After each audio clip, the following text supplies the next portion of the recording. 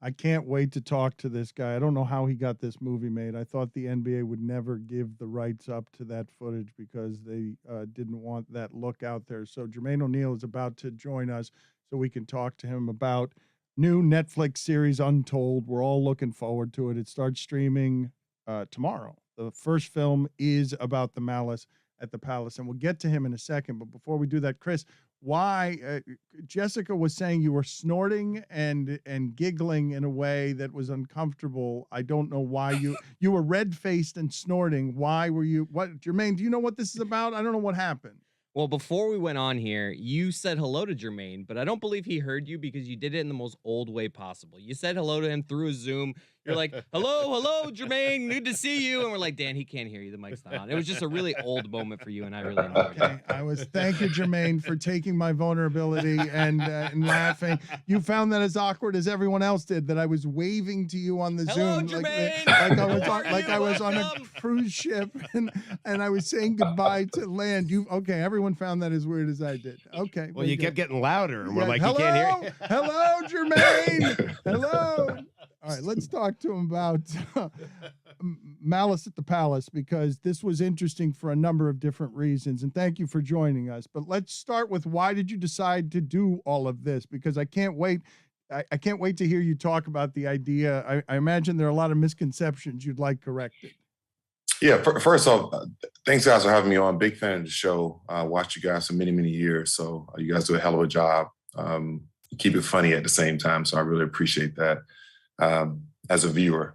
But honestly, I looked to do this film for about 10 years. What I wanted to do, I sat in front of many directors and many producers about trying to figure out a way to tell a story that has not really been told, but had been told, if you know what I'm saying, right? You got these people that have taken, they took, shots at it and tried to figure out how to, tell the story without having all the people involved. For me, I wanted to tell the story not to the avid NBA fan, but to the people that I'm running into in boardrooms and meetings that have a lot of questions about what happened or perception about what happened because of the narrative that was created. And I also wanted to be able to tell the story that didn't alienate people like the NBA, who's been so phenomenal to myself and my family. Being given the opportunity to play in that league, which very few gets. You don't want to take that for granted, and you damn sure don't want to burn any bridges trying to tell a story. So I gotta say thank you to Netflix, the Way brothers, the director Floyd Russ, who did an unbelievable job on accomplishing all the goals that were set on this doc. And the reason behind me wanting to do it, because I'm just, quite frankly, tired of talking about it. These anniversaries every single year really, pokes at me. And for me, when I do a lot of business on the youth side, and kids are asking me about it. They weren't even born when it happened. So I needed to do a doc to tell a story, get all the people that we have. And I think you guys would be impressed with the amount of people that were there that night, that talked candidly about what happened that particular night. So you got it from the league. You got the footage on The Promise. I don't know if they had editing rights over anything that you were doing, but on The Promise, I want to tell this story correctly, because everyone's been wanting that footage forever, and it was considered untouchable, that the NBA would never let anybody use it. Well, we went through a process for the footage. I don't want to get too deep into that. The thing about this doc, honestly, Dan, is it's more the people, right? This is people driven, right? Obviously, we have footage, no question, but the conversations that the people that were there that night is what leads this doc. And that was really, really important, because you can only see, so many things that, there's only so many things you can show as far as the fighting part, right? But when you hear the message from the people and the quality of people that was involved, that's what I think people will really be excited about. I was curious about this, having watched your career, because I can't imagine that this did not damage you. I considered you before all of that happened. The things I knew about you is, oh, this is the clean cut guy who takes the high school girl to prom because he's the coolest. He's the coolest superstar who's navigating all this weirdness of going from high school to that cultural adulthood, right? Like he's navigated it right. He's every athlete. He's every athlete that you want. And then next thing I know, he's got cornrows and braids and is punching the white customers. And now he's no longer that guy because he's defending his teammates. And so I imagine that would be part of the fuel of what it is you're trying to make here, where you're like, man, some of this didn't feel terribly fair. Well, exactly, right? So, you work all your life to put yourself in a position to be successful. And a situation like that, that you don't expect to be in, put on a professional uniform and end up in this crazy situation where you're really literally fighting for your life. That was very personal to me. But I think more than anything, when you watch this doc, there's some very, very well-respected journalists that I, even to this point today, that I still respect, said some things that they wasn't educated on. Right. Just like a professional athlete, we have a job to go out and prepare. So when those lights turn on, we can distribute what we've been working on. Right. You tend to not want to say things, I would think, if you're a journalist, that isn't true. Right. You hear things like thug, criminal, tattoos, cornrows, hip hop. It became a direct attack on a culture. And to be completely honest, it was really them, saying the Black athlete. Right, not knowing that we are invested into our communities, we are community leaders, those type of things that we work hard for, and the perception that was the narrative that was created is the one that bothered me, because you have to realize too, guys, is that this went on for 10 years afterwards, right? We couldn't speak about anything, so the narrative was created, and we couldn't say anything because we had all the criminal stuff. And then we had an onslaught of civil. So we couldn't say anything. And so the narrative was being created. Oh, wow. Created. I hadn't realized that. I thought you were elusive because I thought that this had damaged you so much and would understand how it would damage you that much, that you had gone into some retreat, but you guys legally couldn't talk about any of this stuff. You couldn't control any part of the narrative because of all the civil suits. I overlooked that. Yeah, man. I mean, it was pretty incredible how long this thing was drawn out, to be honest. I personally had a felony on my record. Right, because people don't know, in many cases, in a lot of states, a closed fist is the same charge as shooting somebody or stabbing somebody, right? And I think, for me, it was hard. It was hard not to be able to say anything, and you felt it, right? I start to feel the perception that in the narrative that was created when I started going places. I noticed that the league was a little bit sensitive, and again, I had a conversation with the late great David Stern a day after about what happened, and it's no textbook and nothing that can teach you how to handle it. The NBA really didn't know how to handle it, to be quite honest. And I'm gonna say this to you guys, for me personally, people don't realize that I actually went to court, took the NBA to court, and won. And got reinstated. People think that I went and spent my suspension. I went and did my entire suspension. I had to go through arbitration. I got to a federal judge in New York City. He reinstated me. He said I should have never been suspended. I had the right to do what I did. And those are stories that people never even talked about. Do you remember what that cost just to get back on the court? Because you're right. Most people do not know that the court said, hey, everything that happened to this dude afterward shouldn't have happened. Do you remember what it cost for you to have the proper protection there legally? When you say proper protection, what do you mean?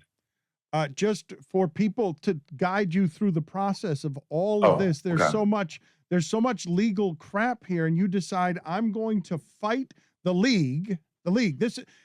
it felt to me, Jermaine, like you became this one act. You became you changed overnight, right, in public perception because of what happened here. And now you go 10 years and you're not able to talk about it. And on top of that, you got to fight your own league to get back into the league, because to them, you've become that too. They had Ron Artest out selling CDs after the fight and looking ridiculous. And you weren't about any of those things, but you got dragged into it. Yeah, honestly, so it did cost a lot. To me, the money part doesn't necessarily. I mean, we know what I lost on the court, and the legal fees. Like I said, it went 10 years afterwards. So we had a lot, to do. But to me, it's not even about that, Dan. Right? Really, this doc is my opportunity to tell my side. It's the opportunity to tell the general public about that particular night. People don't even realize that we were in that gym for over 10 minutes before the first police officer came.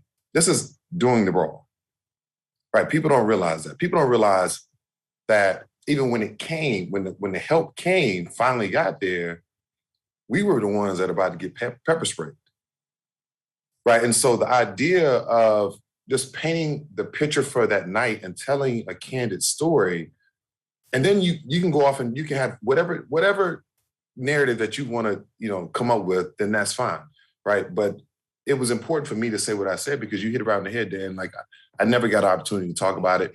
I was irritated like hell every year during the anniversary. That's why I wouldn't come on camera to talk about it. But I'm just right now, I want to get away from it. Let's do this doc and let's move on. Right. I'm tired of having the anniversary. I'm tired of getting the DMs and the messages. Hey, could you talk about it? I don't want to talk about it. Last word. You're gonna nice. Jermaine, you're gonna get the last word on this. You're gonna bury this. Can we still talk about it though? I mean, we can still talk about it, right? But you're done talking about it after this. Well, that's the plan, right? The plan is to tell this, and if they want to archive it and watch it, they can go. We can always refer to Netflix, say, go to Netflix, check it out. If you want my version of what happened that night here, I told this story this way. This is my version, all of it. And you're going to tackle the racial dynamics of everything that's happening there, because from within that, you can foretell some of the things that have happened in America after that. You're tackling the cultural part of this too, right? Yeah. So it's not really even just my story. It's the story. Right. Just look at the amount of people, from Reggie Miller to Ben Wallace to you name it. Jim Gray. We got Jim Gray in there who was there that night. The prosecutor, the police officers, the guy hit. It just goes on and on and on. And it's a documentary, guys. So, when we put this together, it was more about everything was, hey, just be candid. However you feel about that night, just talk about it. Right. And then, so now it's not a justification for Jermaine O'Neal. It's a story. It's the real story for the Malice in the Palace, because that is still in question. Like, what happened that night? Well, now you're going to get an opportunity to see what happened. Jermaine, in terms of all the unfair things that were said after that night, which one bothers you the most? The thug criminal conversation, right? Because here's the facts. If we want to take the gloves off. The NHL is allowed to box, to beat the hell out of each other. Right? Baseball, they rush the mounds. Right? It's been more fan player interactions in the stands. The reason I know this is because when I went to court, we got all of that footage. But here's the thing. And even in those two sports where violence, punching each other, beating each other up, is almost celebrated. I watch it on ESPN, right? It is at not one point is their culture questioned, right? The likes of music doesn't determine whether they're a thug or a criminal, right? And in many cases, when some of these educated journalists make those statements, at least have the professionalism to do the research and check out everything that these guys are doing, myself and others are doing in our communities, whether it's where our hometowns are or where we're playing at, right? Check our criminal history. If we don't have a criminal history, how are we criminals? How are we thugs? Who gets the most scathing media indictment? Because I imagine some things in the moment were said that are going to be winced at.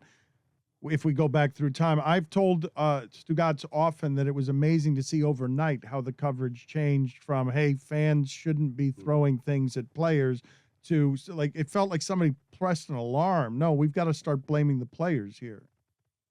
Well, so, I guess you got to ask, you got to ask Ron on why he did what he did, right? I think you got to ask Jack, and I know I've been knowing Jack for a long time, since high school. He's a protector in many ways. He's a guy that is sometimes to a point will put himself in the line of fire for the betterment of his family and others. For myself, it's more about being a leader. What people don't realize, I just say this too, and there's two things that I want to say. It's kind of a two-part scenario. And let me go to the fan-player relationship, right? I do believe, one thing that makes the professional sports really good is the interaction. Going into stadiums or arenas and hearing, in opposing stadium arenas and hearing people yell and scream. That is, to me, that's a great environment to be in, because that's what gets you going. That's what gets the blood going. I think that, fans have to understand that because you pay your $30, $40, $50, $60, $100, $200, for your ticket, you don't own the players. It don't give you a right to do things or try to do things to players. And really, they should have a motto. Don't do nothing to a player in the arena that you wouldn't do in public in his face. Do you remember, Jermaine, how much thought went into those moments? Because you mentioned who Steven Jackson is, as we've seen through George Floyd. Like, he's ride or die. Like, that guy, we'll play some sound for you here that will make you laugh about him and Ron Artest in the locker room afterward. But that guy goes in to defend his man, and now you've got to make some decisions as well, right? And now it's team. It's we're now in we're punching the customers. Do you remember your thought process, or was there no time to think? Well, I do. So that's a great question. So I remember standing watching. So what people don't realize, like, I had a security guard that traveled with us, right? So he traveled with us all the time. He was actually the guy. He's the white guy in the suit. So when you see the doc on the court, he's right next to me, and he's walking, holding me in the tunnel. So I tried to get over the scores table to go help, because you have to realize, if you're inside of a basketball arena and you see like fans jumping over seats and running everywhere, and it's like a staggering moment for you, right? Because you're like, what in the hell is going on? And the next thing you know, it's like this, right? And what was this, like, this moment was what people don't realize. Before I slid and punched the guy, a guy had just literally jumped on my back, had his hand around my neck, right? I then slammed him on the table and just happened to look to my left and saw Anthony Johnson. So when you see me slide in there and hit the guy, Anthony Johnson is the guy that has on the brown suit. He has a cast on his hand because he had a broken hand, and he's on the floor. The guy that I hit was standing over him, right? And so I just happened to look to my left, and at that point, it's people everywhere. I mean, they have water bottles like this and lining us up, boom, right? And so I run over there, I slide, and I hit the guy, right? And at that point, I'm at a point where I am trying to clean up everything that comes near myself or others. And you have to put a human part to this, right? Because again, we are NBA players in uniform, right? Now we are in there dodging chairs, water bottles, people spitting on us, yanking on our jerseys. And this is the very stuff that the federal judge saw that got me reinstated, right? Because at that point, it wasn't about a basketball game, right? And I had asked the prosecutor when it was in court, as he asked me, would I do that again if I was put in the same situation? I said, absolutely. Absolutely. I said, well, let me ask you a question. Would you be the guy that go knock on my door at my home and tell my wife and kids that the dad and the husband is dead from one of them iron chairs hitting me in my head? It's a real thing, right? It's a human part that you got to protect yourself and others. And that's part of being a leader as well. It's part of being a leader, right? You willing to sacrifice everything to get yourself and others out of a situation that has no protection. I love how much stronger this has made you. Like, you don't, I imagine there was a time where you would be a little afraid to talk about this, but now it's pretty cool to hear, because it sounds like it was pretty awful for you. You know what? It was awful for me. But honestly, I keep going back to my league. I'm very sensitive towards the brotherhood. It was people in an entire league drug into something that they had nothing to do with, right? And so that was personal to me. I had a great relationship with David and the league, and to this day, Adams is phenomenal.